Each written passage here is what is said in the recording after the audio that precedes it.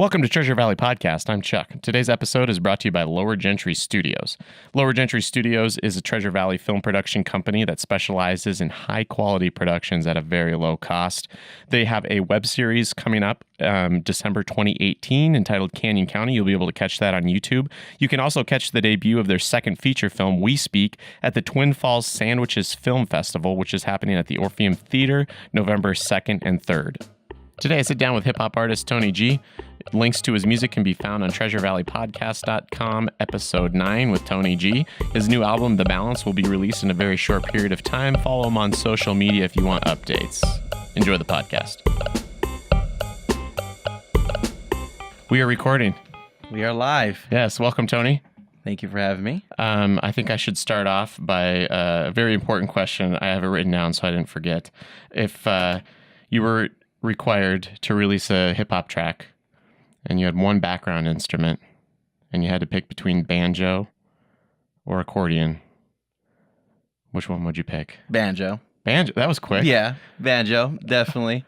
Okay. I'm familiar with it. I have a thought already as to why you would have chosen that, but go ahead. Right. Tell me why. Well, I used to work at a pawn shop, and there was a banjo. There was several banjos, and I had a friend that, well, I guess a coworker of mine, he'd always play it, and I just kick a couple freestyles while he was playing the banjo. So I think that's probably the reason why I choose that automatically. I've never had you said accordion, right? Yeah. Yeah, I definitely would go banjo. Okay. Very good. Now your style is kind of, I could hear dueling banjos. Really? With your flow. Oh, yeah, I can hear that too. I guess I'd have to kind of sit down and kind of get it going in the room, you know. If you had a banjo, bust it out, you know. No, I don't have one. I can't play that. The guitar is my limitation, and right. I don't have the finger picking skills. I never sat down patiently enough to develop at that. Me either. Yeah. So you've been producing your music here in the Valley for how long? So I got here June 28th, 2010. So I started making music actively out here since about March 2011. So when I say actively, at least a recording and mixing, mastering, and different things of that nature. But performing, like getting into it, very passionate about it for like at least the last 5 years, good 5 years. Okay. Yeah. And you have a very unique style. How many tracks have you done? Right now, I'm up to 32 songs. There's a good 17 that aren't released just yet, but the rest are out there right now. Spotify, SoundCloud, iTunes, Pandora, all that good Sweet. stuff. So we just got to look up Tony G. Tony, Tony, G, period. And then there's probably going to be a few of them because it's very generic. I just go based off my name, Antonio Garcia, just kind of Tony and G, just put it together, you know. Got it. And so they can tease out your tracks on there. Yeah. And you're on Spotify. Yep. You're on SoundCloud. Yeah, just recently. I was going to say about your style. You have a lot of tracks, but your rhyme schemes are very intricate, and like per rhyme, it's a very good deal to buy one of your tracks. Oh, right, yeah. You squeeze words in inside of lines. Like your rhyme schemes are extremely intricate and very impressive. I'm new to hip hop. This is something I never really listened to it. I was like jam band enthusiast all the way through college because I liked to play guitar, and that was where the party was at. Right. Hey, it's still where the party's at. Yeah. I guess it hasn't changed much. But then I was reading something recently about how people in their 30s like quit listening to new music, and now that they have like Spotify out, it tracks everything. And so when it takes an account to birth date, like after like 32, like people just like quit. Wow. And I'm like, screw that. I'm like, well, what did I never get into? And so I started listening to De La Soul. Okay. Was the group that got me into hip hop initially. And then it just kind of exploded. And I'm like, why did I not listen to any of this music previously? But anyway, what took me into hip hop with De La Soul was their intricate rhyme schemes, and then their metering on the beats. Right. Because I love percussion. And the way that you put your music together is, or put your rhyme schemes together, you're going back and forth. you're hitting the offbeats. Right. You're taking your time. Hitting those little pockets, that kind of like subtly. It could be the bass, it could be the snare, it could be the guitar. My thing is to not sound anywhere near the previous song that I wrote, but enough so that people recognize that it's me. So like with each instrumental that I hear, I usually kind of just let it sit there for a little bit. I'll play it over and over and over, and then I'll kind of spill it back out, like whatever the instrument says. Okay. In a sense, it feels that way. It really does. It's like it feels like the instrumental is talking to me, and go through and kind of like put it back in there as much as I can. Like it goes in my head, and I'm trying to remember what I thought of when listening to it, and put it back in there. And then of course it changes. It could change. Like my mood might change, and I'm like, write it a little more aggressively or more passionately of love, or it may change the the topic of the song. But that's kind of how it starts, is kind of listening to each one of those. It could be a banjo in there, it could be anything that catches my ear automatically, and I try to play off of that for a certain meter, like up to maybe 4 or 5 bars, doing it that way, and then kind of try switching it. But yeah, I love music. Like I actually didn't listen to hip hop until I was probably like 16. Like it's always been around me in my environment. Yeah. But I grew up listening to like classical music, opera, things like that. Like that's what I listened to as a kid. Through just like most children, right? Yeah, it's kind of like you turn 16 and you get out of that classical opera phase. Yeah, but I would always go on long drives like with my mom, my dad, and the only thing that I would request is either they'd always have country on and like pop music that was popular at the time, but I always want them to put on my favorite radio station. I can't remember what it is now, but it would always be classical music, and really? I loved listening. I would go to sleep, but still listening to the music that was being played. Like it was weird.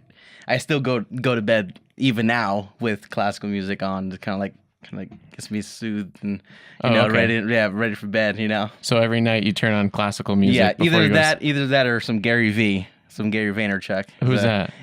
He's like an entrepreneurial guy that kind of grew up in Jersey, and like he kind of does his whole spiel about just kind of like a go-getter hustler mentality, like grind work.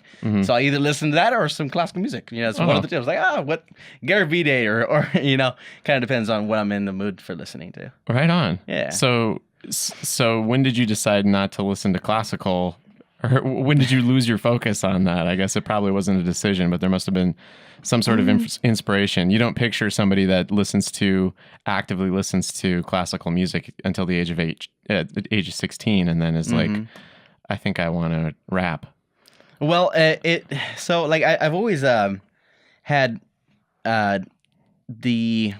I don't know. I always written poems, since I was younger. I was like maybe 12 to 13. I was writing poems, and I guess they eventually, looking through those, like when I actually got back into it, they were actually structured good enough for rap. They were actually deep enough to be at the level that I guess wanted to pursue, and I had my heart broken a couple times. I actually came up here. So when I came up here in June of 2010. Had my first girlfriend, all these different experiences. So I think that kind of parted way with classical music. I was kind of in high school and around different influences. Yeah. Came from LA. So surprisingly that I was listening to classical music out there and not too much of hip hop. And then came out here and started kind of listening. My friends would obviously listen to that music. It's not like I was a loner out there, but for the most part I kept to myself. But the music that I did hear of them, I would rehear it out here, and then it would capture my attention. Okay. I'm not sure why. I think I might have just been sheltered a little bit too much growing up in that neighborhood, just in all honesty. But out here, I started writing music after my first heartbreak. Okay. And from there, it just kind of kept going. It just stuck with me, and from there, just Did you play any other instruments at all, or did you play anything? Yeah. So when I first showed my dad my first hip hop, like for 8 bars or something like that. It was small. It wasn't like a full song. It was just a few rhymes. After I showed him that, he was smart enough, how I see it, to keep fueling that a little bit. So Okay. he would take, like I had my cousin, Elena, she would draw. She was big into drawing and painting. So she would go to a private school, after school, specifically for drawing and painting. And right down the hall, there's like a drum lessons, you know? So okay. I kept going by there every single time to go with her, but I wasn't much of a drawer or painter. And like I loved looking at it happening or afterwards, but never got into it myself. But I always see this guy training like younger kids or teenagers how to play drums. So I told my dad, I said, hey, can we maybe get me into those classes? You know, like I'm not sure if I told him like that, but like something along the lines of let me go do that. Yeah. And so then he got me into a few classes. I was there for a few months, so I learned how to play the drums small time, you know, just on a snare, just a little bit. From there, I lost the interest in doing that just because it's hard to do an instrument for some people. Some people are just naturally talented, gifted, or just can push through it. Like I probably was lazy and I didn't want to learn, but whatever the case was, it wasn't for me essentially, but I still loved it and appreciated it. So then after that, he flew me down to Mexico, just visit my family down there, or like part of my family. And I went to school out there for about 6 months, and I was in the marching band, and I had enough practice with the snare to be, you know, with this, just because all they had over there was like maybe 6 people with I think it's a snare. It's just a single, you know, like right on the shoulders. So just like marching band. Yeah, marching. So I was one of the 6 there. Yeah. To just basic, you know, just that's it. That's all I did. But it was good enough for me, and I liked it. Came back over here. He bought me my first guitar.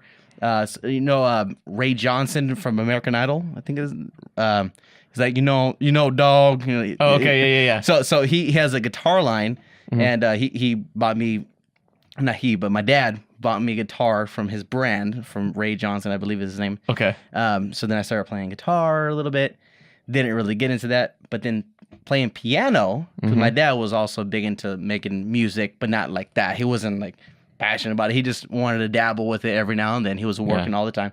But I learned how to play a little bit of Star Wars, like in that, like, dun, dun, dun, yeah, like the themes. Yeah, exactly. Yeah. So I started learning that. So just, I guess, by him fueling those little things here and there, it kind of carried with me. And then after that, I didn't touch any more instruments. Maybe out here, you know, here in Idaho, a little bit of harmonica, like after a few beers, you know, by the fire, just kind of playing around a little bit. But I'm not too much of a playing the instrument type of guy. Just kind of like, I don't know, something about writing music and performing it is where you my feel thing. comfortable. Where I feel exactly. Right on. I could tell the percussion, I think. Yeah. Just because at least the percussive nature, because you get that rhyme scheme that's extremely tight in between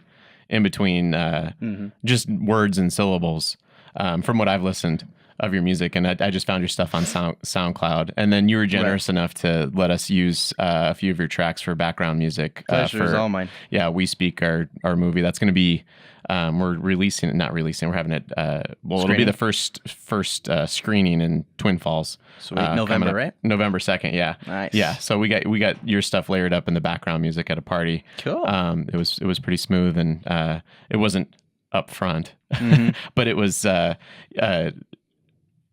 really easy to layer in there because you had some tracks in there that were super mellow to where it gave it enough of the fact that there's music going on in the background, right? You know, but it's still it's interesting, and it has a beat to it to where you could move the scene along. You know, it was But thank you for that. Thank you. So where did you move here from? East LA, Boyle Heights it's very close to like Lincoln Park area. I guess if you ever seen the movie Blood In Blood Out, El Pino is like not like world famous, but like in the Latin culture, I guess in LA, El Pino is a place to visit. And I lived literally right down the street from that. I would go up there every weekend with my friends and just hang out up there, take pictures, whatever. Or like at that time, like it wasn't too much of a picture because it was like flip phone, you know. But we would like take pictures with like the actual camera, like you know, like things like that. Back when people had cameras, right? You know, rocking a camera, you know, in my little pouch, you know. So Yeah, I go up there. So in that area is where I grew up there till about 16 and a half, almost 17.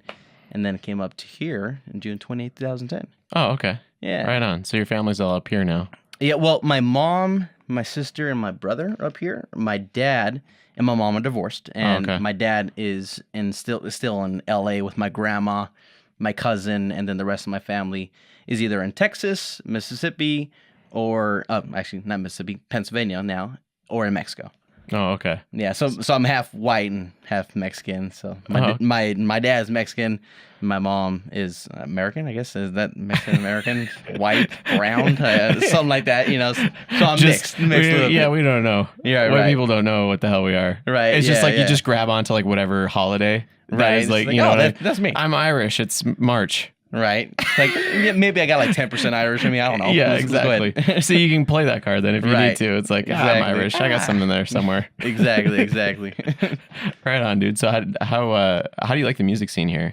And have you gone back to LA to try to do any shows or anything like that? So as far as so answering your first question, the music scene out here is very interesting, to say the least, just because there is a lot of music and a lot of talent, and there is open mics going on. There's always events, festivals and different things that are actively out here. As far as the hip hop community, there's not a whole bunch. There's a few things going on. There's labels out here. There's groups, movements, but it's not big enough so I can be like, oh yeah, the scene is dope, but I can say it's maturing. That's definitely for sure. It's maturing. Yeah. But the overall music community out here is definitely growing. It is. It's pretty decent. Did you perform at Tree Fort at all? Have you done that? No.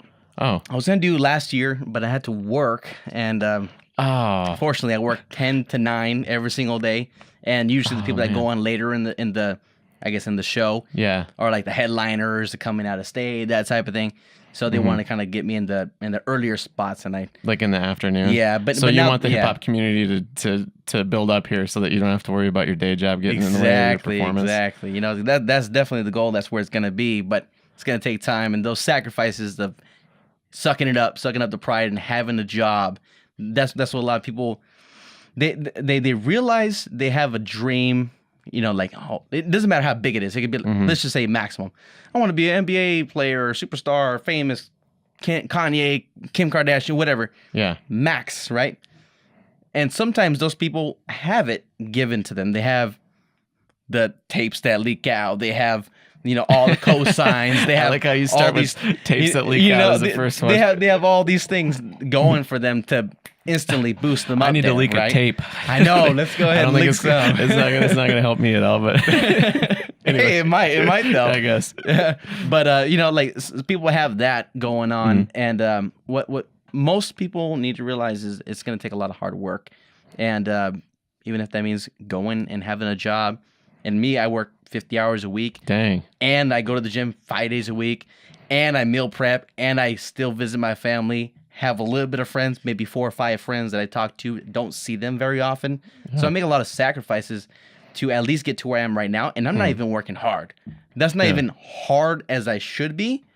But I know when I have the time, like obviously, like today's my day off. Tuesday and Wednesdays is usually when I schedule myself off. I'll cram as much as I can, to be productive as much as I can. On my days off, which is not really a day off, it's still work. Just but it not doesn't your feel paid. work. It doesn't feel like work. Like that's what I like about music is, as much as there's people out there that's like, I'm working, man. I'm in the studio. I use it putting in work. I use that a lot, but it doesn't feel like work. It doesn't feel like a job. It feels like I love this and I'm gonna do this, and I will bleed out dying and still do this, and I will still love it.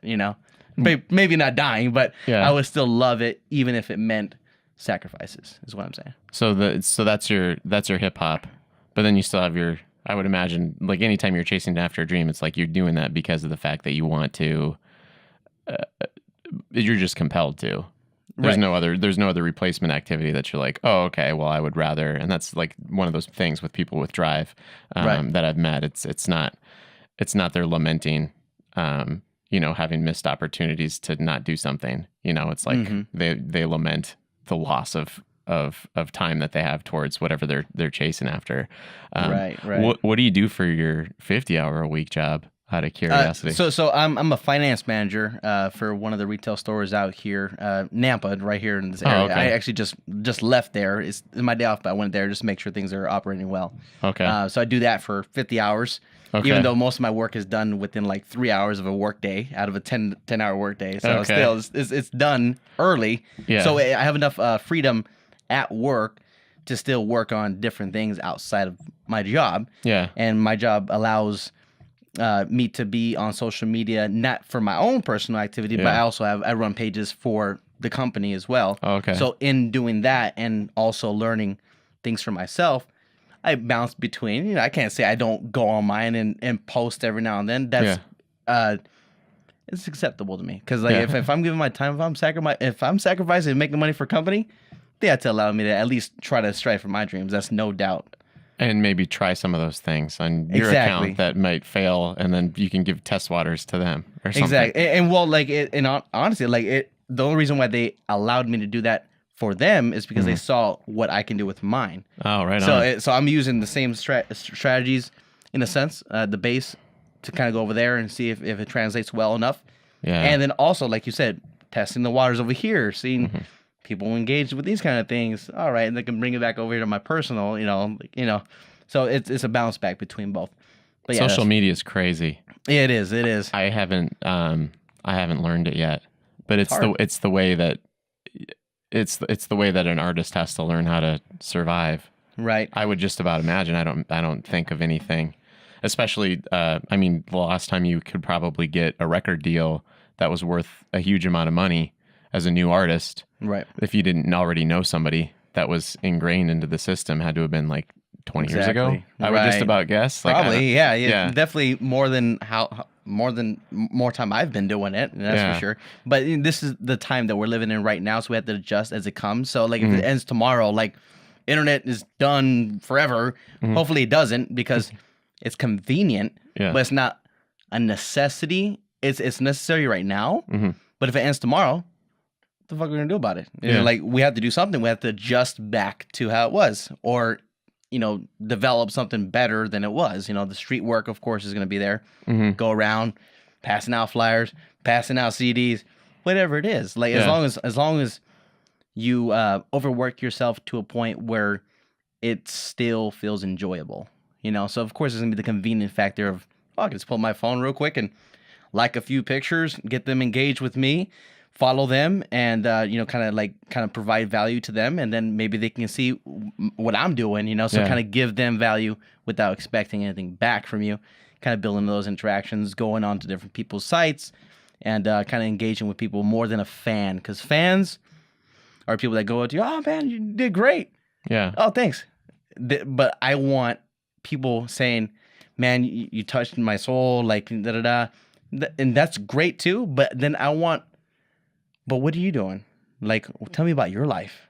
Yeah. How can I add more to you beyond my music? Because music is great, and I'll pour as much of it as I can into my music, but I'm also a guy that you can talk to. So just tell me about your day. How's it going? I want those interactions. It's not I want to build friends. If you end up being my friend, great, but how can I help more than giving you my music? Can I be more valuable to you? Yeah. Anyway, and social media helps connect that to people because regardless of what you're doing, right? If you're connected via social media, it's beneficial. So what kind of goals? What are your goals right now? I'm curious because obviously you're very driven. That's very clear. I try to be as. So as you must have a goal that you're shooting for. Then I'm guessing you have 4 or 5 little ones that you're trying to knock off, that you're trying to check off. Yeah, I used to map it out I guess in my head, probably in my headspace. I do have it mapped out exactly because that's how I function. But out loud, I don't think I've really written anything down or something like that. But for sure, I know to the forefront, I have albums coming out. I have shows that I'm prepping for. Just yesterday, I went to Union High School, and me and 28 Music is who I represent. 28 Music is a local community-based platform out here to help artist development, things of that nature. So we went out yesterday, and I talked to them. That went great. So then we're setting up things for the YMCA, different high schools around this area, and then obviously go to Boise, Meridian, anywhere that is willing to open the doors for us to go there and speak with them, perform for them, take pictures, So that's small time right now. But then, of course, like I said, going back into the album, of course, music videos, we're working on those. Cool. Getting visuals out there, working with different social media gurus and marketers and stuff like that, directors. I built up my LinkedIn account just recently, and I've been reaching out to a whole bunch of different people that have that are specific in different categories of music or whatever it is. So just a lot of different small games in there. Yeah. But it's nearing the end of the year. So I try to take things year after year. So like this last year I did a tour and I like booked everything, talked to everybody. Where'd you go? So it was here. It started off at the Shredder here locally in Boise. Started there. Then we went to Oregon. We were supposed to go to Bend, Oregon, like a house party and perform there, but some things went through, fell through, and it was two different groups going at the same time. But I kind of structured everything as much as I could, just one man. And of course, taking on everything to yourself, sometimes things fall through. So, nonetheless, we go to Portland, and we happen to go walk across like a White Owl. It's like a White Owl club or something. It's like a bar down there. And we heard hip hop music. Little did we know that I forget Jurassic 5. One of the guys from Jurassic 5 was performing there. Like it's a song like. What's Golden, I think is the main song that they got there out of. There's many songs they have, but we saw him performing, and me and it was Ace Flow, which is another artist out here, and I forget who else was exactly with this. It was Bradley from the Rhyme and Dirty Shirt, another artist, and so then we saw them performing up there. One of my buddies just jumped on stage, did a little thing real quick. After that, went up to Seattle. We did one in Olympia. Okay. This was called Olympia. From there, we had another one in Seattle. Something happened there with another part of the group that was supposed to be meeting us there, so that fell through. But we still did our thing there. Came back here to Boise and ended off our show Sunday at Fatty's. Usually Sundays at Fatty's, they do like some type of hip-hop shows. I think they're kind of moving the dates around now, so it's not every Sunday, but for the most part, as it sits, I think it's every other Sunday. So, cool. Like today, I think is what they're doing. Nice. But yeah, so did that. But I try to. Last year was that year. This year is writing. So I'm sitting on 17 songs right now. Yeah. And then this next year is like releasing them, building it up, releasing the album, and then while doing that, working on another album, and kind of doing it that way, and kind of taking it year by year. When you write something, what all are you writing? Are you writing the lyrics? Do you have the beat in your head? Do you start mixing? So I have stepped away. This year, maybe next year I might step back in. But I've stepped away from recording, mixing, mastering my own stuff. Okay. I did that my first year, independently, and then I reached out to 28 Music Studios. Went there, started recording there. Then I went to Osmosis Studios, which is in Meridian, recorded some stuff there as well. And then a few of my friends helped me there, recording a few songs. I have a studio in my house, in my room, right in the corner, padded up acoustic with the whole Bluebird mic and everything. I have the whole thing. So if I wanted to dip, boom, right there. It's just step off the bed is right there. But for the most part, I just write the music or the lyrics, I guess, to the music. And the instrumentals, I either purchase them from people that I know personally or go online. There's a lot of sources online. Of course, that's why I'm so reliant right now. It's convenient on the internet because like things like YouTube where you can find amazing producers that have like 500, 400 subscribers or like a few thousand. Yeah. And then you can either lease, get exclusive, off them. It's like $50. If you're going to invest in your music, might as well do the whole thing if you write a good enough song to it. So I'll find an instrumental, hear it. If I start freestyling to it, I already know it's like, okay, I can write to it. All right. So then I'll try to freestyle for the whole song duration, even if it's like mumbling a song, like it doesn't have to be exact, like, oh, this is so crazy cool, but it could be enough so I can kind of catch the melody of how it may be, and then I'll sit there and try to structure a hook, and then if the hook comes out, all right, let's go ahead and either buy it or let's do like the premier, like I guess the premium package of like 10,000 units, so I can at least sell them online, if up to 10,000 units, Yeah. to at least make some money off of it. If that was to be the case, if that song takes off, then all right, I'll have to go ahead and buy it. Let me drop another $300 down, and let's go ahead and get all the rights to it. So of course, the royalties are dispersed equally. Okay, so there are options out there for people that are looking for music, Right. to put to their ideas, and you can purchase stuff. You can do a limited run. Is that kind of what that is? Oh, okay. Yeah. So like, that's cool. like the quick, easy one to just be like a basic, lease, $25 nonprofit. You have to give credit to the producer, et cetera. So it's very limited. You get an MP3 file, it's not tracked out. But of course, the more money you spend, the more open it is. Like you get 10,000 units, 5,000 units. It kind of depends on their structure. Every producer is going to be different. But then you have the exclusives where you can buy it out. You buy out the rights to it. Sometimes there is still a requirement to credit the producer. Of course, they wouldn't want you to just buy them out and then you get a freaking Drake hit or something like that, and then then they get nothing, no acknowledgement, no nothing. Sometimes that is the case, but then you'll probably have to look them up online. It's probably not gonna be like produced by so and so. Like that's very common that people will just put produced by. That's like non-commercial stuff. But of course, if you invest in your music just a little bit more, then you can kind of take that off and kind of make the title all nice, Tony G, whatever. Yeah. Quick and easy. So what are some of the things that you've come up with that way? What are some of the things that you've done on your own? And what are some of the lines that you've come up with that you're most proud of? Because we're talking about your ability to rhyme. It's really strong.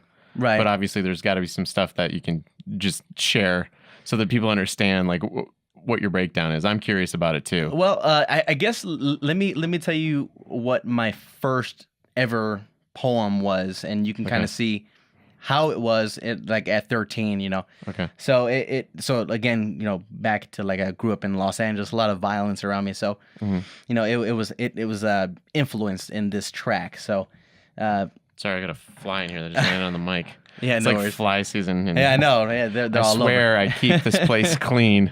They're just in the canal in my backyard. That's not There's my a body fault. in the closet. Yeah. But so the lyrics go. It's short. So it says, "Too young to kill. Pull the trigger. Get your last meal. Doing 25 to life. Know it's a done deal. Seal case. Your mind just won't erase the pain of the victim inside your head. You'll be asking why you killed him." And that's what I wrote when I was 13. Okay. And from there, now it's like I guess. Well, let me say it, because I've written a lot of songs. So, like, most proud of line? Mm-hmm.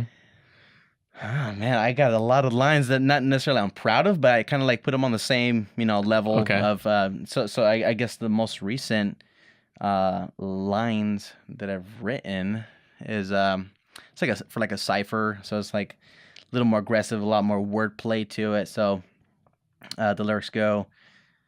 I spit kinetic verses written in cursive. I'm blowing circuits and minds on land surface. Sicker than hands of nurses, quicker than flash for certain. Kick us a mask, no mask, a turban. Serving them hot and I stop like working in fields. Burning, my flow lasts longer than Verdun.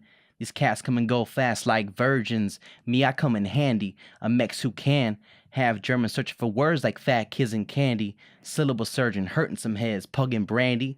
Ban me, you can't see. I'm surfing the crowds. Dome in the clouds, making a mime loud. Yes, I'm proud. Put your hands up now. Don't you ever let them down.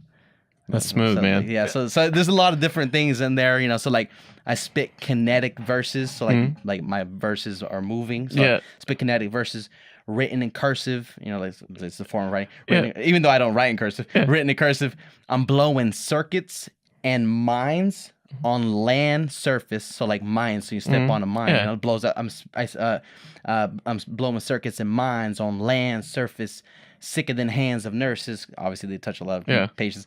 Quicker than flash for certain. Kicking some ass. No mask or turban. So like Kick Ass is a movie, right? Yeah. So kicking some ass, no mask, a turban. So like badass. Like obviously like the Islamic culture is very powerful. Yeah. Kicking some ass, no mask, a turban. Serving them hot, nonstop, like working in fields, burning. And so, like, obviously a turban is there's a lot of heat over there. Yeah. So, like, the mask of turban, serving them hot non-stop, like working in fields, burning. My flow lasts longer than Verdun. Like Verdun is like the I guess I think it was in the Cold War like with Germany. Mm-hmm. It was like the longest battle ever recorded in history. So, so Mask of Turban, serving them hot. And I stopped like working in fields, burning. My flow lasts longer than verdant. These cats come and go fast like virgins. Obviously when you're a virgin, you kind of like premature quickly. Yeah. Come and go fast like virgins. But me, I come in handy. So like obviously play off of a hand job and like me coming in handy as a person. Me, I come in handy. A Mex who can, they say Mexican. Yeah. Mex who can. Half German, searching for words like fat kids and candy. Obviously, I used to be very fat, about 300 pounds, so I can say that word. Okay. So like a fat kids and candy, a syllable surgeon, so like chopping up syllables and a syllable surgeon, hurting some heads, pugging brandy. So if you have like a long night of drinking brandy, it's gonna hurt your head probably, more than likely. Pugging brandy, ban me, you can't see, as in you can see and also like the see. I'm surfing the crowds. So like, surfing the crowds, dome in the clouds, making a mime loud. Yes, I'm proud. Put your hands up now. Don't you ever let them down. Yeah, that's really smooth. So yeah, so it's complex. Like, how long did it take you to write that? Not too long. Like it was just, I guess it was one of those like, oh, I felt the beat, and I was like, trying to like, I guess I try to bounce off the last thing every single time. So I try to progress, but still kind of like relate it to what I just said. Okay. For the most part. But sometimes it does take me a while to write things. But like things like that, I can write, fairly easily. I think that's just like the thing that I like to kind of like. Lyricism is something that I love. So things like that, I can write fairly quickly. It's not like this great thing that I wrote, but it's good enough so I can break it down like that. And it's not like. Look at it, like I'm just looking at it. Like it's not like just typical stuff at the rhyming on the same downbeat all the time. Yeah. Exactly. It's just like when it became popular in the 80s, and then all the commercials were like people rapping. Right. And it was the lamest thing exactly that ever existed in the history of advertisements. Right. Everybody just buying in on it and wearing a cap sideways and then rhyming on all the downbeats. Got the Cuban chains, got the girls, the Ciroc, What do you try to do to challenge yourself when it comes to the music writing and the lyrics? To challenge myself, can you like extend on that just a little bit more? Yeah, I'm just curious to know if there's anything that you try to push yourself to overcome when it comes. Are you basically focusing on the business, or is there anything creatively where you're like, that's my next endeavor, I need to be able to master that skill?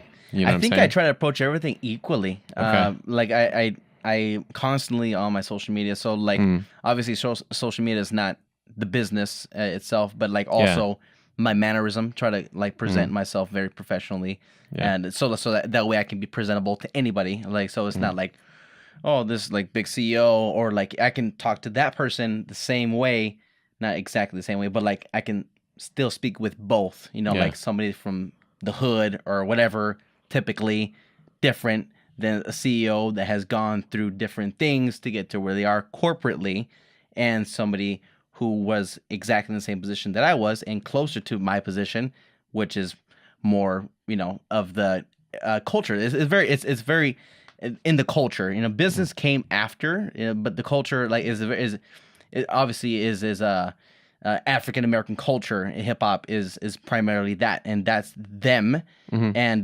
there's people that are Caucasian and Mexican that come into and also Asian, Chinese. There's a lot of people that come in to hip hop culture just because of the fact that it is a culture. And from that mindset, even though I wasn't ever affiliated with gangs or there may have been some things that I've done in there that I'm not extremely proud of, but there's some things that can be relatable.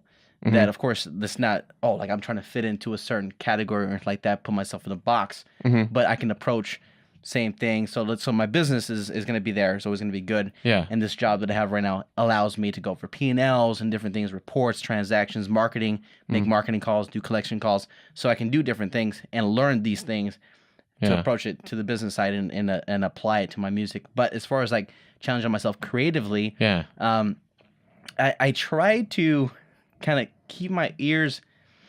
It's hard. I try to keep my ears clean of other people's music. I try not to hear a lot of people's music. Really? So, yeah, as much as... Interesting. Yeah, I try like there's a lot of people that of course that I'm just like, oh, so and so got an album out, let me go check it out. Mm-hmm. But at the same time, I try not to do it. Okay. Just because of the fact I don't want to mold my sound into them. Because when I was first starting out, I was listening to like obviously that trait still carries on with me, but like like Mos Def and like Rakim, Nas and stuff like that, and I Okay. was listening to them over and over and over and over, and then I would realize that some of the things that they would say, I would kind of say it in different words, and I don't want to do that because like even though it's not biting bars like how we call it, it's still in a sense mimicking in a way. So I try to keep my ears kind of clean from other people, so I don't challenge myself that creatively against or for or in comparison to somebody else. Okay. I try to I'm very visual, so like if I record myself performing and I say, okay, the crowd reacted to that in a certain way, and then this is how I'm performing on stage. Okay, maybe I can work on my presence. Maybe I should sit up straight or whatever it is, work out a little bit, or just different things that I'm trying to work on the same time.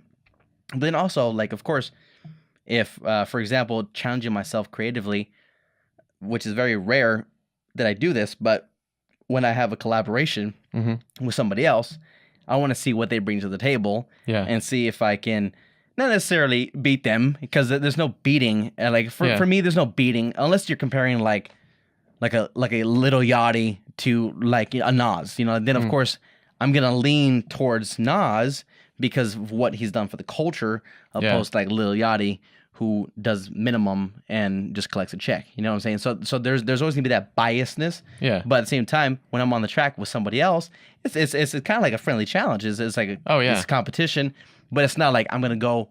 There's people that think, oh, I'm gonna go for his neck. Like I'm gonna tear him apart. But the people that I collaborated with, and out of 33 songs that are all written by me and with no collaborations, I've have like maybe 5 songs that are outside of that I've in 6 years of doing this, like it's very small amount that I've done that. So in doing so, I just kind of take my experiences in life and try to apply it.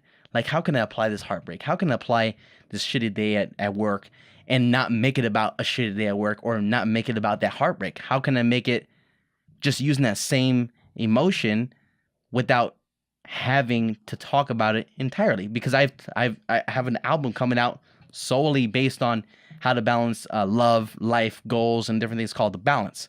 So I've already written as much as there's probably gonna be more times I can do it, but right now I've capped myself out on talking about relationships. So like if tomorrow I have a fling with somebody and I have like this emotion going on, and then they blow me off, I'm not gonna be like, oh, let me go write a song about something. Like, I'm just gonna see, oh, that inspired me to maybe a few words how to start off a song, or that maybe influenced me to listen to this instrumental in a different light, and I'm gonna save that beat for later.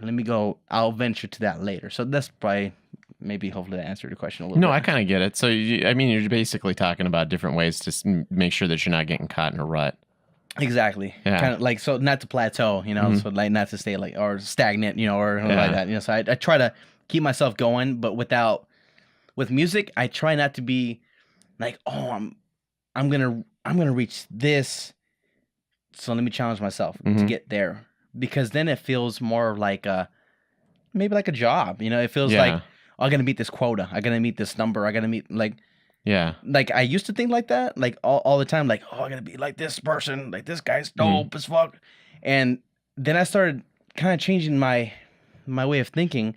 Like, for example, it may sound a certain way, but I never feel like, I never attach that to emotion when I say it. But like, for example, I used to be very heavy, 280 to about 300 pounds, just straight lard, so like a lot of, like, and now I So still you've gone have on a couple jugs. so I've definitely, I've lost a substantial amount of weight, nowhere near where I need to be, but I still get up every single day and I go to the gym 5 days a week, and I'm working on my my dieting and different things like that. But to apply what I'm saying here to my music, for example, when I go to the gym and I see somebody that's shredded, buffed out, or just even lean, like say for example, like yourself, you have that figure, right? This slimmed down. And when I was a kid, I would always be bullied by people that were of that, or maybe even resemble the same images as myself. So I always think back to that, like what would the kid at that age feel like? So then I would apply it like I don't give a fuck what this person how this person is like or like what they look like. They don't know where I've been. And like I'm gonna show them, and then I use that to kind of better like push myself forward harder, but never towards that person. So like if somebody comes with a dope track, I'm gonna give them props on it, and then it may lunge me forward to like, oh, let me write this song. But it's not like inspired by so and so, or I'm gonna try to beat that person. But it kind of keeps that challenge going without it being a challenge, you know. So do you have challenges that you have against yourself then creatively? I'm just kind of imagining like instrumentation, you know, learning to play guitar. The big, you know, you start out and then you learn how to play Stairway to Heaven.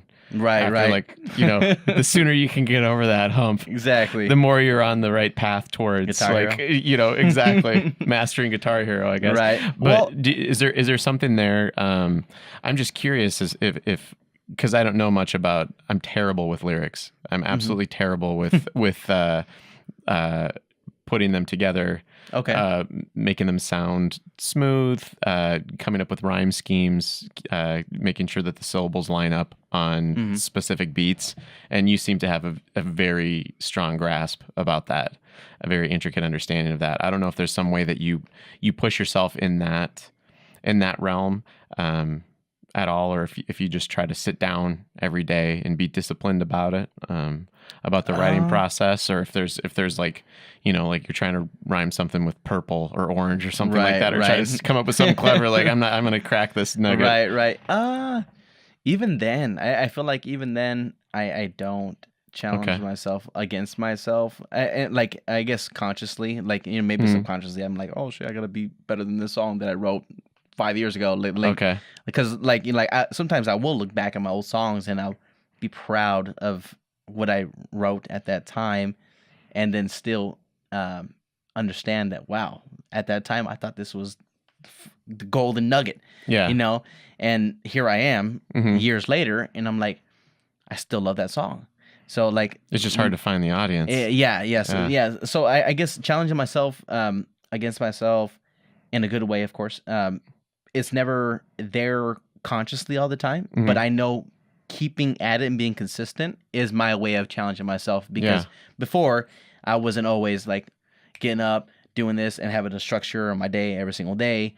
You know, I was kind of like, oh, whatever, I'm just gonna smoke some pot and just kind of chill out. You know, so like, you know, I was doing that every time and never got anywhere, and kind of like, oh, let me write a bar, but it wasn't at the time. It was good, but like now it's like that's not how I spend my days productively. So I guess, you know, going back and challenging myself, like sometimes I'll try to freestyle walking down the street or in my car. Like I'll see a car and I'll like, you know, Toyota, I'm gonna get a soda. I'll try to like, you know, try to do things like that, because then it may influence or inspire a melody that I haven't done before. You know, so I'll try it. That's why, like, if I find a nice beat, I'll try to freestyle into it in the car.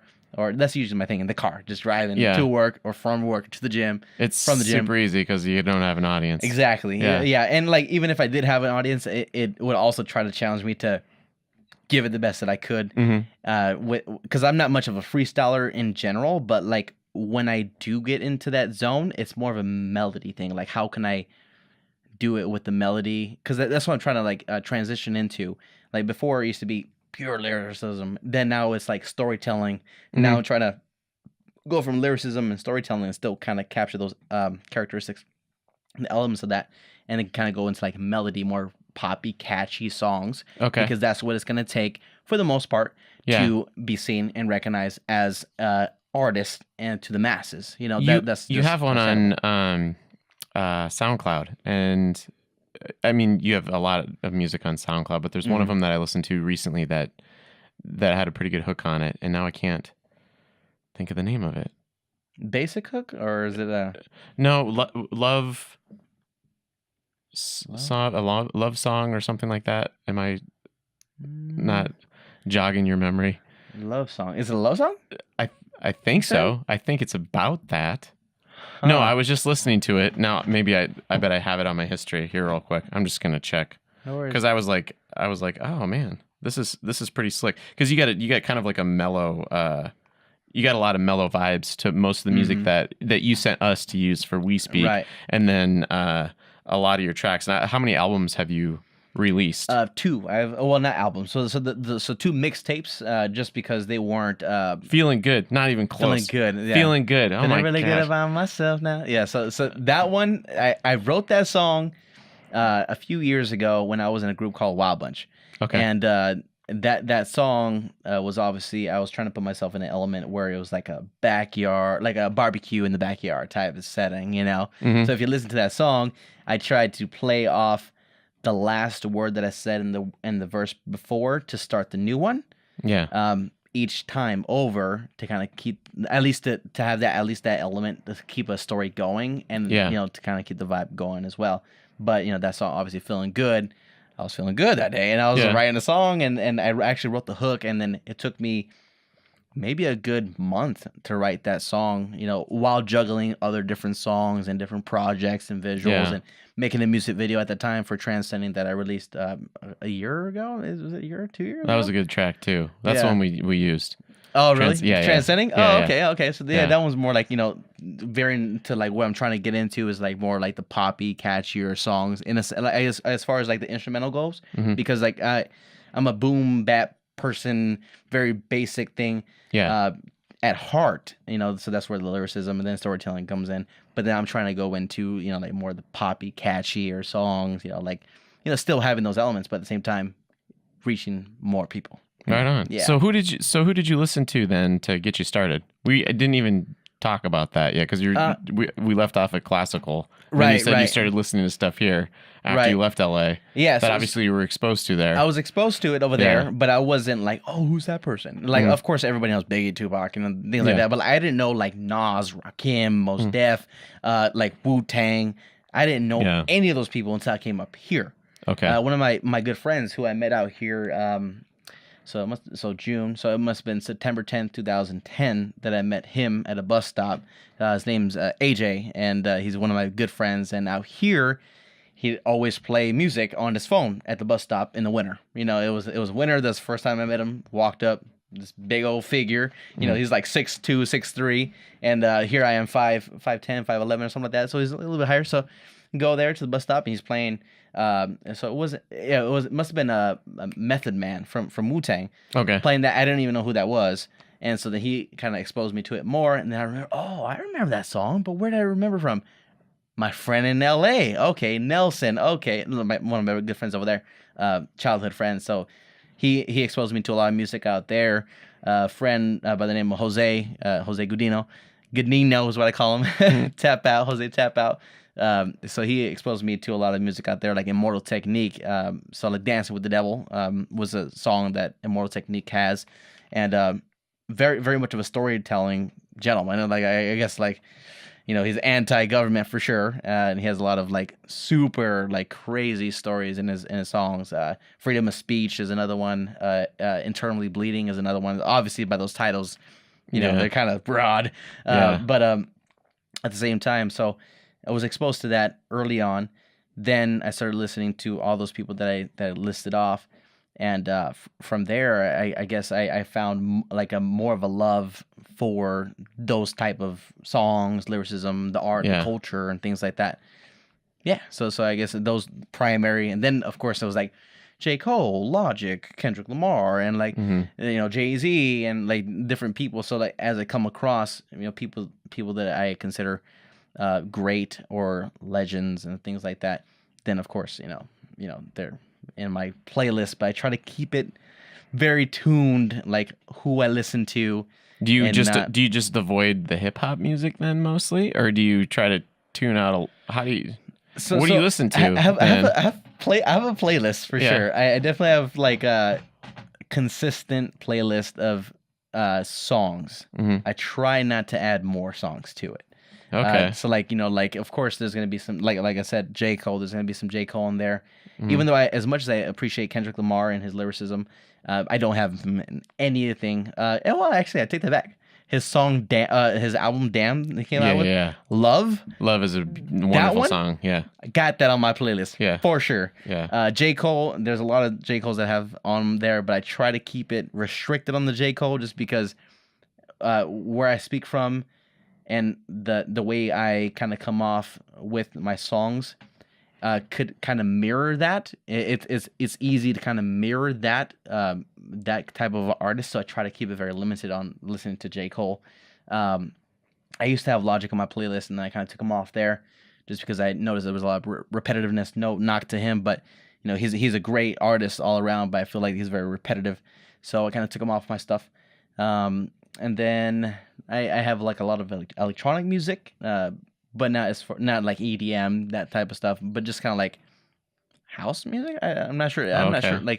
Like Daft Punk. I think. Daft Punk, yeah. So I have that on there. Like one more time. So like I have like different things for different settings. Like on my way to work, I'll listen to a certain person. At the gym, I'll listen to another person. But it's very consistent. Like, and I try not to add a lot to my playlist. And what if you just inundated yourself with so many things that you didn't have to worry about it being copied? Is that what your fear is? Is that you might accidentally just kind of like take some of their ideas and then just like unconsciously make them your one of the earlier songs I wrote when I was in high school after I got my guitar. After a week, I found out that I wrote the chorus to Under the Bridge Downtown. Like it was the same chord structure, and then I'm like, but I was just playing it in a different location on the neck, but I didn't realize enough about chord structure to be like, oh, that's what. And then as soon as I did it, I'm like, oops.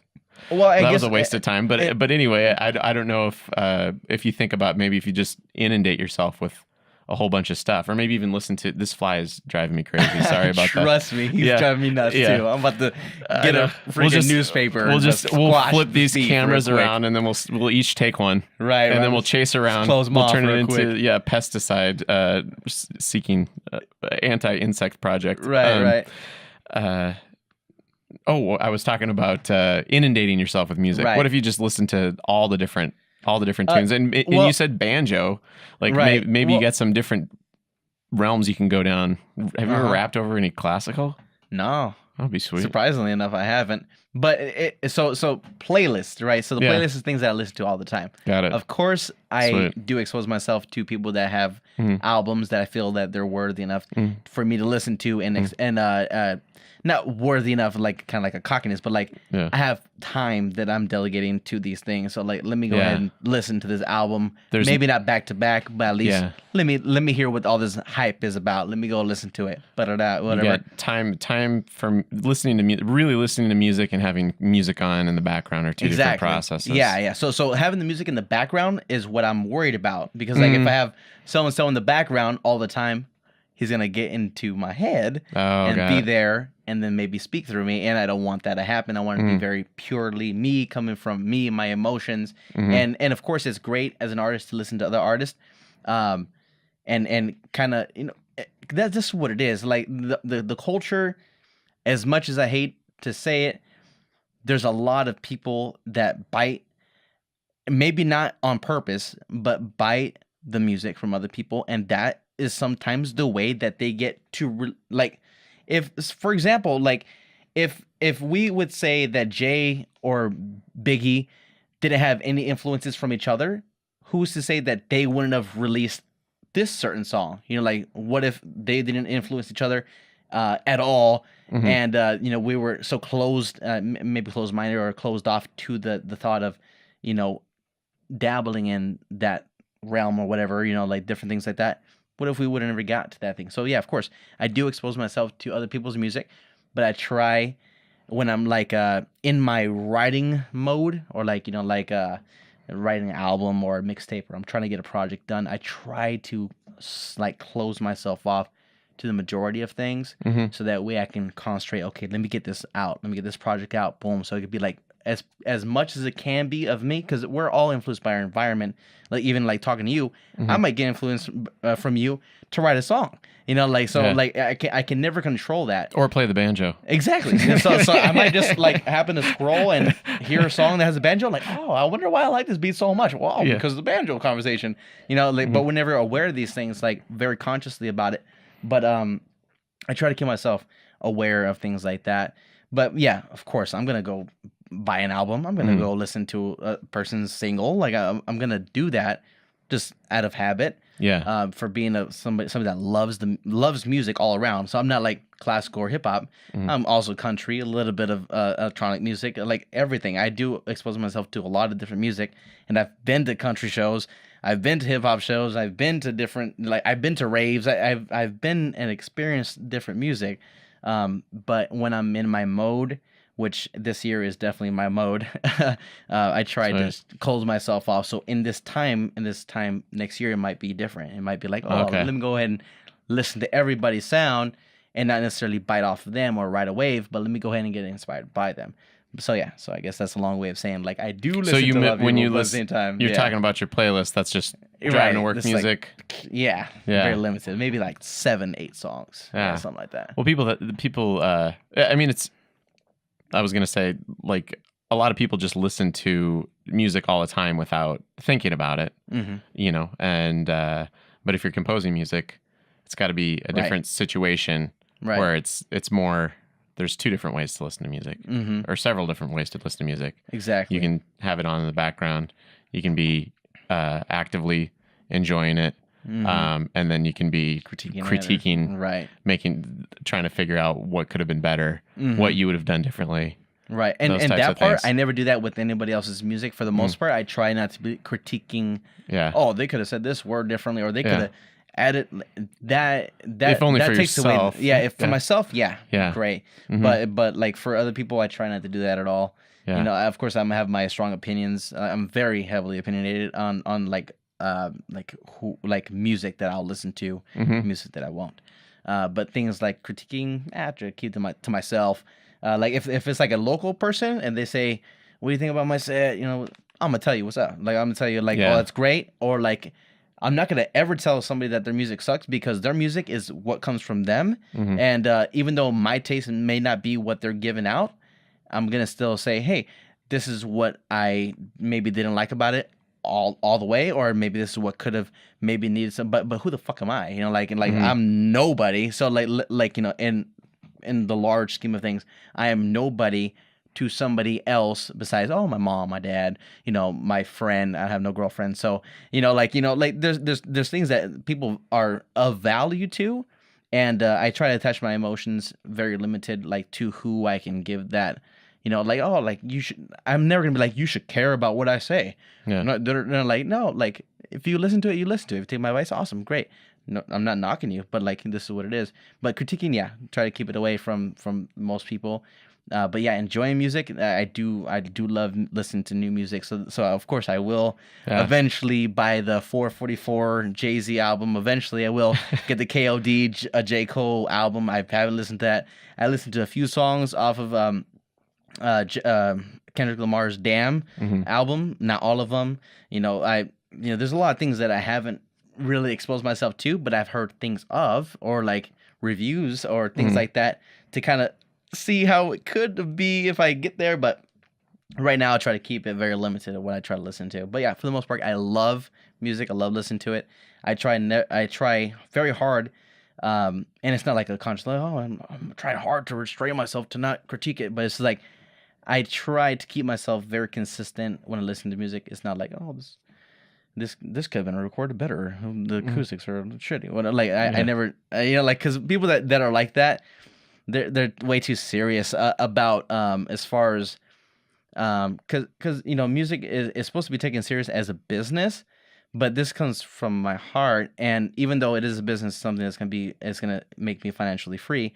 I guess that's a word, like financial freedom or whatever. That of course that's gonna be the long term, but like I'm not gonna torture myself all the way till then. Like I'm gonna experience and love music and for what it is, and then of course for myself, I'm gonna try to make myself better and but I'm never gonna be so hard on myself. I'm not gonna be like judge myself or like be insecure about a certain thing. The details will work themselves out as time progresses. It'll work out, and I'm not ever worried about that stuff. So that's why I don't try to challenge myself consciously or like be better than so and so. Yeah, I just try to make music whenever. When are you going to be back into the rotation of picking up some of those albums? When the snow falls. Okay. Yeah, when the snow falls. That's the deadline? Yeah, that's definitely going to be the snow falls. I don't like the winter at all. Oh, okay. I'm not a winter guy. Cali baby, so, coming from California, I didn't experience snow until I came up here in 2010, so Right on. 94 to 2010, no snow, and 2010, snow. And it was like, what is this? It's cold. I only have shorts. Well, let me go get some pants. Let me get a coat. Let me get, Yeah. So I'm adapting to my situation. But at the same time, yeah. So the albums, things that I'm gonna start listening to and changing.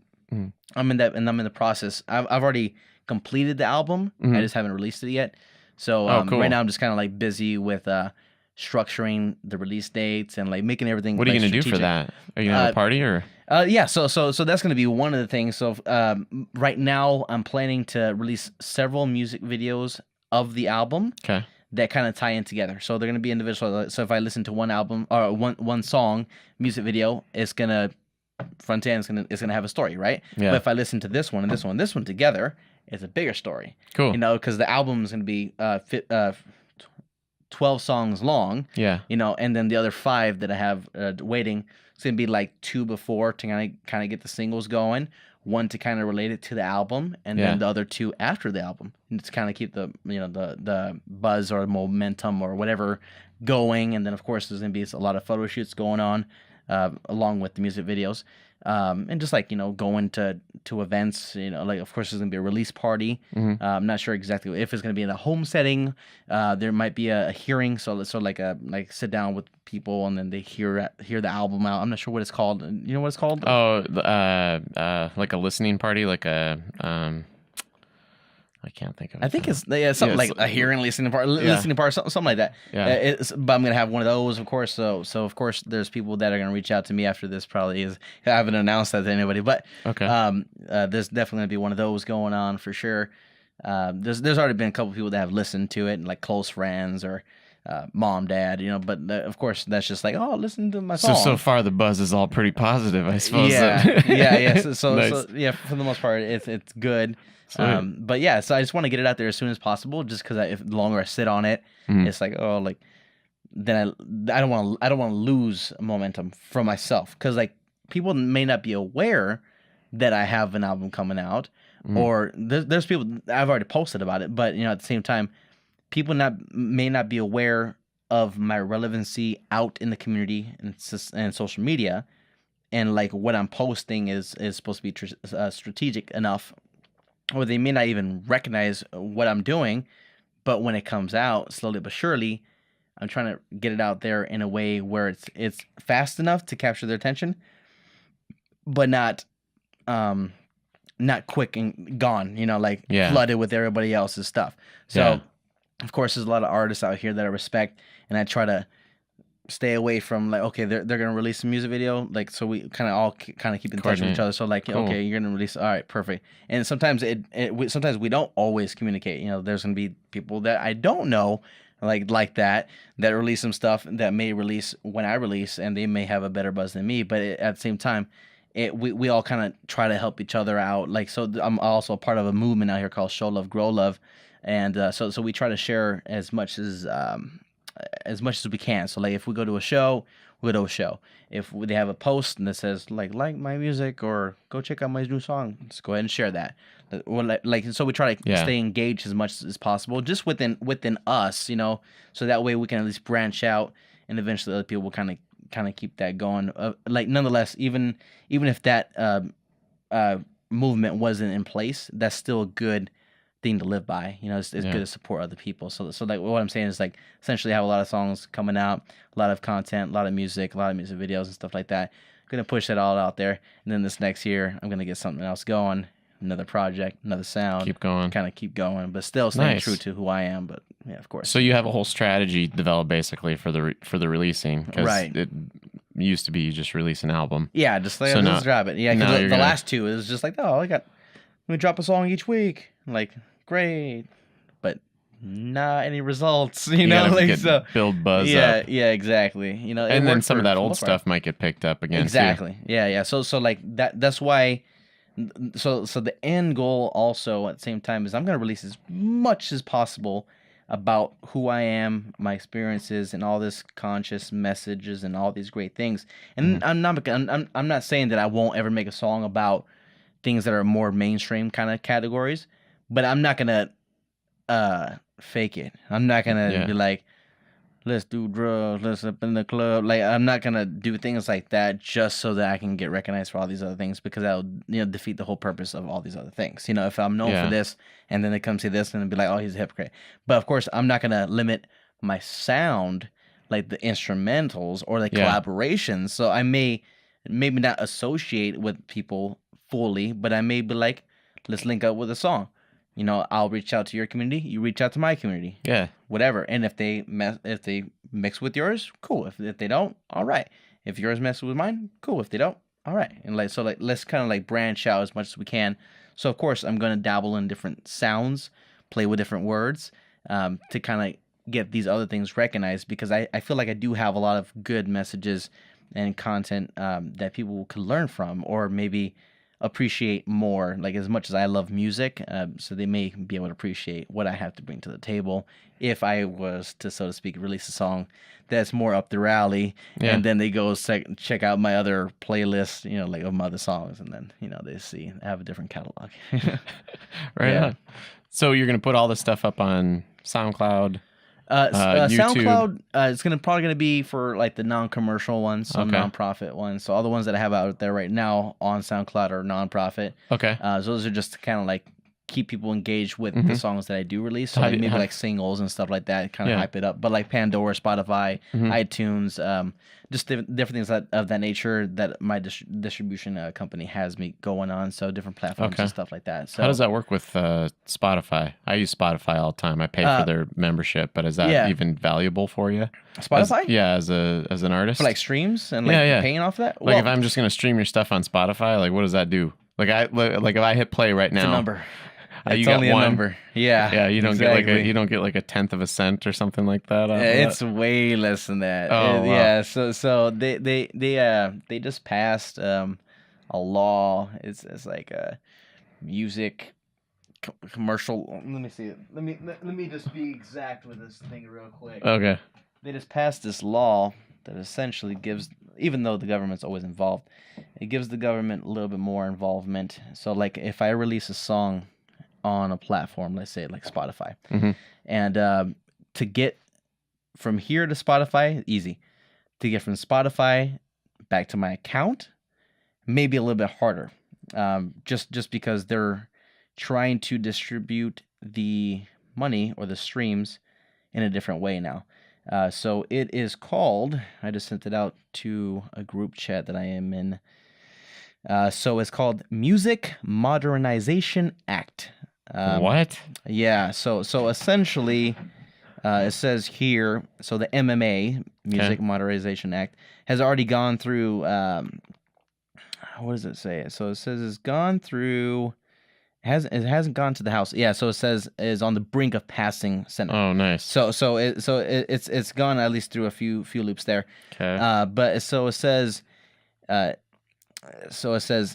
it's the most important piece of legislation in a generation to help make sure songwriters in our country are paid and are paid a fair market value for their work. So that's great for mainstream artists, right? But what about underground artists that have only a few views? They're never going to get a check, right? Just because they don't provide as much value, right? Because they're trying to modernize it. So they're trying to like making it different. So like the people that are popping, they're gonna get paid exactly like if I play a beat right now and it's on your podcast, and then it's obviously gonna come up in copyright because of the sound waves and things that are registered. That person's gonna get it automatically. But if I play my song, I'm not popping like Drake or something like that. I'm not gonna get paid for that. So there's different things like that they're trying to crack down on.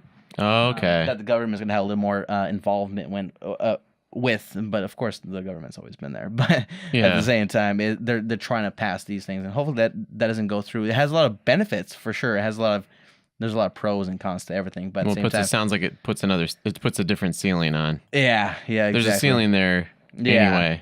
Yeah, so it's like another layer. You know, it's the big bad wolf.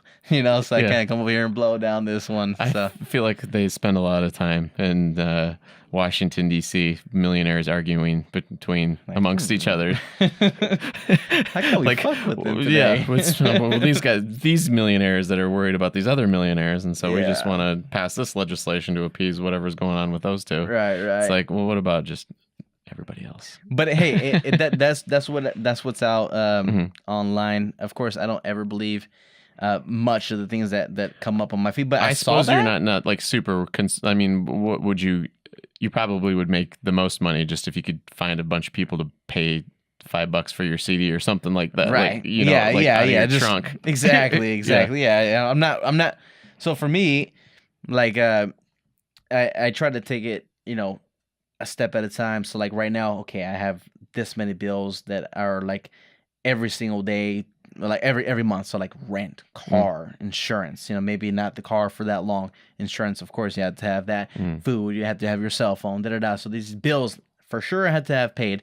All right, so if I just make this much money off my music, I can at least support this, maybe get a part-time job, allows more time for my music. All right, and then kind of keep that pattern going and then adjust as according. But at the same time, I'm not like, oh, if I hit the lotto tomorrow, I'm not going to change my entire lifestyle based around one action, like one event, I guess. So if I hit a few $1 million, I'm not going to be like, oh, I'm going to switch up. I'm not going to have any structure in my life anymore. I'm going to still carry those things on, maybe have a little more fun, but I'm not going to be lazy about it. I'm still going to try to do my music as hard as I can, maybe even harder, and have that resource, so I may just, all right, let me get this $1 million over here and put it into this, and get something, I'll put it over here. But, of course, I'm very smart when it comes to, smart is a very overplayed word, but at the same time, I'm very acquainted with structuring things and planning things out when it comes to my day-to-day life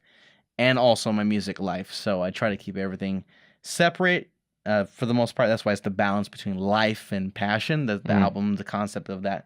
So at the same time, trying to balance those two without making it seem like it's such a hard task, So things like that is just like, oh, it's a pebble. It's a pebble in the water for me. So if that passes, whatever. All right, whatever. I don't care. I'm going to try doing something else. Yeah. Make it better. Do whatever. Well, where should somebody go here in the valley? Obviously, you're online. Right. Where should people go if they want to see you or Live? go listen? Yeah, go listen to good hip hop because that's got to be your best marketing strategy. Yes. So consistently, there has been a lot of shows at Fatty's at 8th and Idaho on Sundays, but that has definitely died down. Not necessarily the people that are going there, but as far as like it continuing may not be a thing. It may not be a thing that happens ongoing, but there's a lot of places around here that do have not just your like open mic karaoke. So that's great. Yeah. Trying to have fun like on a Saturday or Sunday, but like to come out here and like really listen to music. There's a lot of venues. Of course, there's like the Knitting Factory, which unfortunately kind of got burnt 60%. Yeah. Which they're working on getting that built back up. Of course, those are for like headliners, people that are touring, things like that. But there's also like local events that do. Snoop Dogg there once. Right. And it was like it's like kind of a tiny venue. Yeah, and it I'm is. like, It is. This is crazy. It was crazy. Yeah. He had as many people on that tiny stage as he could get on at the very end. It was just every single person. Right. All up at once. It was pretty sweet. But anyway, crew. yeah. But once that gets back up and running, they do have local nights there too. So just keep up on their posting. Revolution Concert House also has things like that. Maybe more limited to headliners. The Shredder in Boise in downtown has a lot of different music going through there.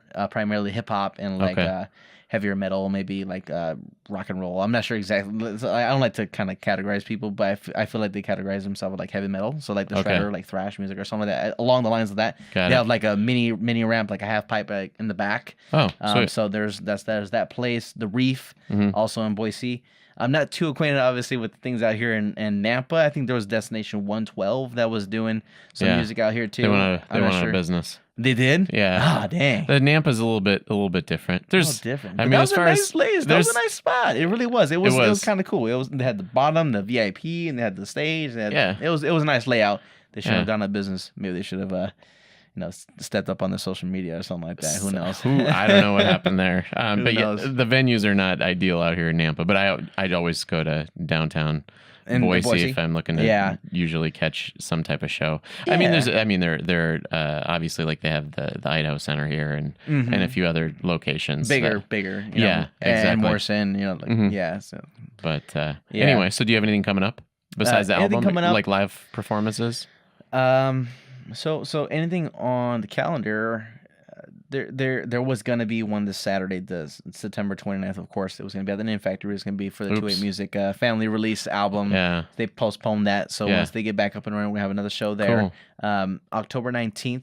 I'm not sure if it's gonna be moved over, but Twista was supposed to be coming out here for the Boise Music Awards. There's the second annual Boise Music Awards. There was one in March. They're doing another one this coming month in October. It may be moved to, I think it's the Ranch Club off of Fairview in Meridian.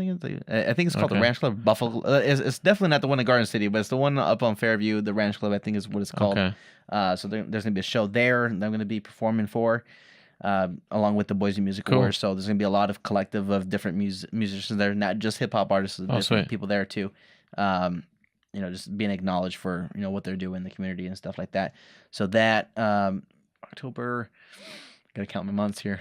November, nothing for November yet. I know that we're doing a lot of like YMCA's and schools and stuff like that. So we're doing that more like of course it's gonna be at the school. So I don't think there's any outside visitors and stuff like that. But like for like YMCA where it's a public, you can definitely go in there. Yeah. But definitely I'm gonna be seeking out different shows and venues and things like that, opportunities so I can go on there. I try to keep myself very limited with like going to a bar and performing.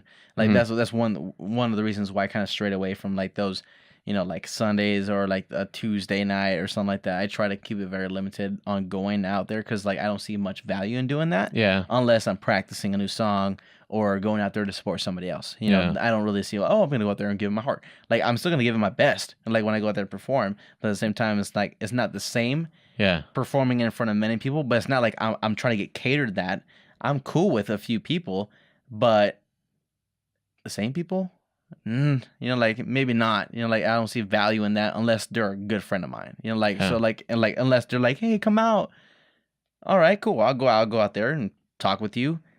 Maybe if I am done with everything I need to do in my day-to-day life, So if you have a show headlined, and then it's going to be it's going to be a pretty legitimate show. Is basically what you're saying, right? You won't be standing on some 6-inch stage in the corner of someplace that's serving popcorn and stale beer, right? Like, hey, that's good. Hey, I may do that every now and then. Right, I'm not you saying, try like, to avoid it. I try to avoid as much as I can. But yeah, I love going to places like that just to kind of like test the waters. Maybe build a nice business relationship with the owner. I was running a couple every Thursday hip hop nights at the Eclipse before it got shut down. I think it turned to Silverwood. Before that was Shorty's there on Garden City and Shinden, Glenwood. So I was doing shows right there.